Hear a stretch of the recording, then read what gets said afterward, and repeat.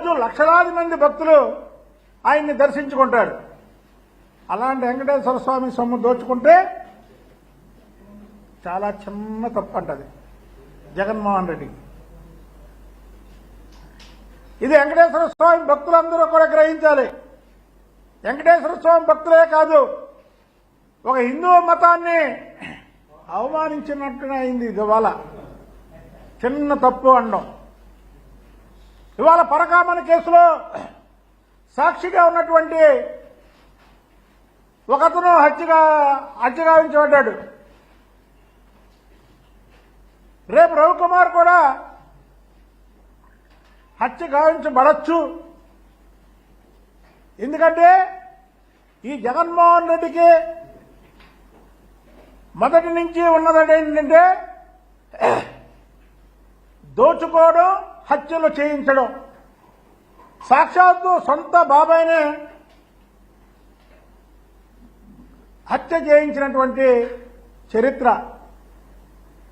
దాదాపు 7 సార్లు దాకా ప్రజల్లోంచి ఎన్నికయ్యి ఎమ్మెల్యే గాను, ఎంపీ గాను, ఎమ్మెల్సీ గాను 3 సభలకి సభ్యుడైనటువంటి వివేకానంద రెడ్డిని హత్య చేయించినటువంటి జగన్మోహన్ రెడ్డికి ఈ రవికుమారో లేకపోతే రవికుమార్ కేసులో ఉన్నటువంటి సాక్ష్యాలకు సంబంధించిన వాళ్ళని హత్య చేయించడం పెద్ద విషయం కాదు. ఇవాళ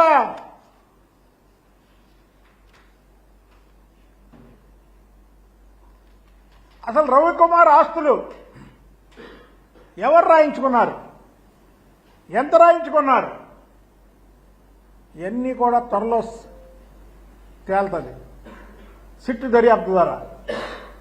జగన్మోహన్ రెడ్డి ముందే ఉలికిపడి కూర్చొని చిన్న కేసు అనడం మాత్రం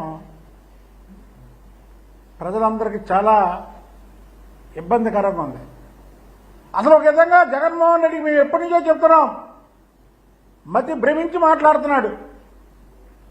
మతి భ్రమించి మాట్లాడటమే కాకుండా సూపర్ 6ని సూపర్ స్టార్ లాగా ప్రజలకు అందించినటువంటి చంద్రబాబు నాయుడు గారిని వ్యక్తిగతంగా మాట్లాడటం, అలాగే భువనేశ్వరి గారిని ఏకవచనంగా మాట్లాడటం.